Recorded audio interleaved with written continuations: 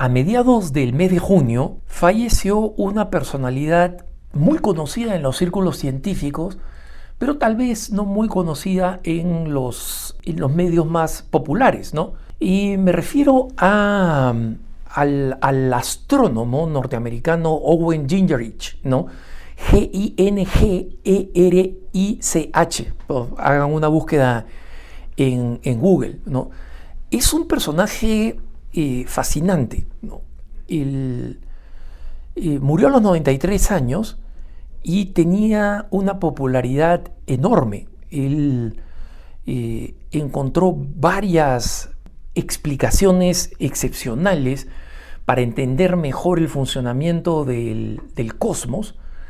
Siguió mucho las obras de Nicolás Copérnico. Como saben ustedes, es el gran descubridor de varios principios cósmicos del siglo XVI y que era muy conocido por su habilidad para explicar la ciencia de una manera accesible, ¿no?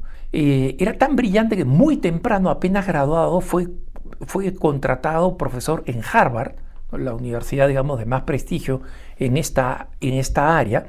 Y en Harvard, cuando era joven y tenía algunos cursos que eran electivos, ¿no? sobre ciencias cósmicas, él quería atraer a los estudiantes y hacía cosas tan, digamos, ingeniosas y un poco locas, si quieren, como por ejemplo alquilar un avión que volara encima del campus de Harvard con un letrero diciendo: anótate en el curso tanto, con el número de su curso, ¿no? Y te encantará, te sorprenderás. Y en muchas ocasiones, por ejemplo, para enseñar los principios de las leyes de Newton, explicaba, digamos, las ecuaciones, la ecuación de cómo funcionaba la ley de Newton, las leyes de, digamos, a una acción corresponde una reacción, cómo funcionan las fuerzas de gravedad, de atracción o de rechazo, digamos.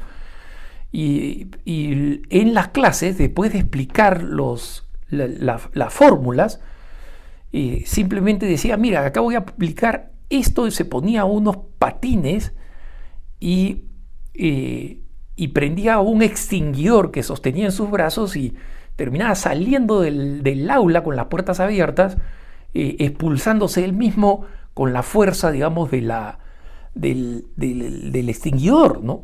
Del extinguidor de fuego. Entonces, lo importante es que, además de este sentido muy humorístico, no solamente, no es que era un payaso, sino que era un tipo genuinamente apasionado. Él tenía una comprensión de la ciencia que era absolutamente fascinante.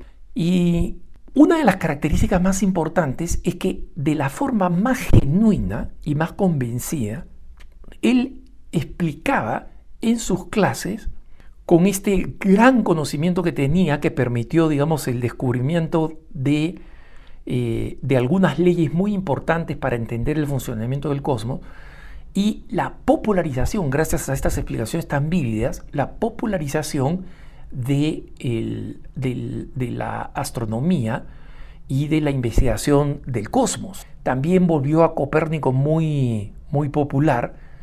Hizo varios descubrimientos históricos, porque comenzó a dar la vuelta al mundo y a buscar los seis libros que del siglo XVI se habían publicado de Copérnico.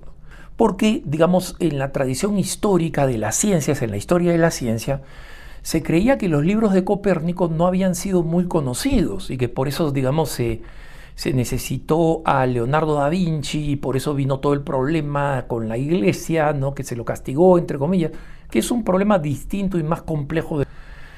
Y cuando comenzó a buscar a estos libros, grandes bibliotecas antiguas, como en Oxford, por ejemplo, en Inglaterra, descubrieron estos libros, y en la medida en que el profesor Gingerich fue volviéndose más famoso, comenzaron a decirle: mira, acá hemos encontrado esta versión. ¿Y qué es lo que él hacía? Él cuando las encontraba en algún anticuario, las adquiría, se volvió un coleccionista de cualquier edición de esta impresión general, que se cree que se habían impreso entre 200 y 300 libros, que para el siglo XVI era una impresión récord, pues digamos, ¿no?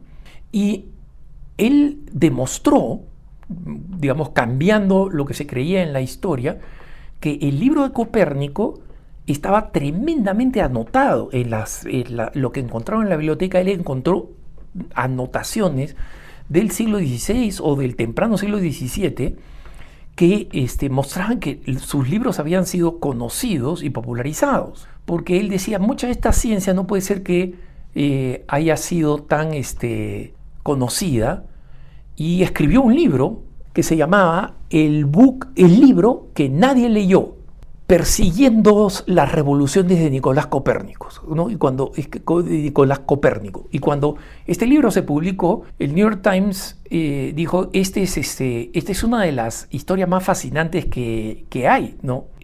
Y además de ser una persona, pues, que enseñaba la ciencia y que hizo un gran servicio de popularización, y que además ayudó al descubrimiento de algunas leyes para comprender mejor la astronomía, para, digamos, el descubrimiento y la clasificación de Plutón, por ejemplo, que bueno, después vino toda la controversia de que si es un planeta o no es un planeta, no me meto a eso. Además contribuyó a la historia de la ciencia con este descubrimiento sobre que Nicolás Copérnico no había sido fundamentalmente ignorado, sino que su libro había sido, su colección de libros sobre las leyes físicas y la astronomía había sido muy conocido, ¿no? Y esto le daba más peso en el papel de la historia. Pero una de las cosas más impresionantes del profesor Gingerich es que ligaba constantemente la ciencia con su fascinación por la demostración de cómo el orden científico, especialmente del cosmos, revelaba de una manera directa para él la existencia de Dios. Y de un Dios que era inteligente y de un Dios que era amoroso, porque decía, mira, no solamente hay precisión, sino que hay belleza. La belleza es producto no solo de la simetría, de la precisión, es producto de alguien que ama, ¿no? que nos ama como humanidad, porque esto no solamente sería interesante, no solamente es interesante, sino que es bello, ¿no? Él en realidad se crió como menonita, que es una religión muy curiosa, muy de origen europeo, y muy individualista, ¿no? En el sentido que Dios se revela de una manera exclusivamente personal, y en realidad es como una religión sin religión, o sea, salvo que las personas que piensan lo mismo están juntos, atienden un templo donde no hay ningún símbolo, porque la experiencia de Dios es una experiencia puramente espiritual, ¿no? Entonces él estaba pensando ser un predicador en una universidad menonita, Goshen College, pero un profesor le dijo, oye, mira, tú estás tan fascinado con esto, que deberías seguir la astronomía, porque vio que en el par de cursos de cosmos o de cosmología, de astronomía, era un tigre, como decíamos en el Perú, ¿no? Y ahí él siguió este consejo, siguió los estudios de astronomía, y en el año 2006 escribió un libro, cuando ya era muy conocido, que se llamaba El Universo de Dios, y en el 2014 El Planeta de Dios, ¿no? Hablando específicamente de la Tierra.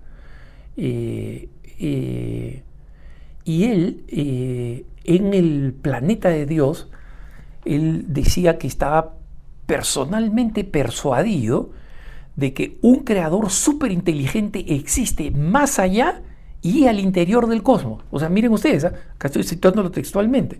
Estoy personalmente persuadido de que existe un creador súper inteligente más allá y dentro del cosmos, ¿no? Miren ustedes cómo se parece esto a la enseñanza católica, ¿no? Porque él no era un literalista bíblico como nuestros hermanos evangélicos que dicen, no, el mundo no tiene más de 5.000 años. Nosotros no disputamos eso, ¿no? Creemos que hay cosas que pertenecen al ambiente de la ciencia y otras que pertenecen al ambiente de la religión, pero no hay contradicción entre uno y otro, ¿no? Entonces, incluso un comentarista no cristiano de Los Angeles Times dice, no se puede negar que Gingerich es lúcido y poético, ¿no? Gingerich presenta un caso extremadamente elegante de por qué encuentra que el universo es una fuente de ánimo y entusiasmo para su vida, tanto como científico como cristiano. No tenemos que estar de acuerdo con sus conclusiones para estar, sin embargo, impresionados y encantados por el camino por el cual nos lleva este fenómeno científico. Esto creo que es una buena fuente, una fuente más de reafirmación, de esperanza, para ver que la ciencia no se opone a la religión y que por lo contrario, mentes brillantes como las del mismo Newton o como la de Nicolás Copérnico, por ejemplo, a lo largo de la historia, han sido mentes que no solamente no encontraban una oposición, sino que veían que la ciencia era un conocimiento que llevaba a Dios. Que Gingerich descanse en paz. Que tengas un buen día.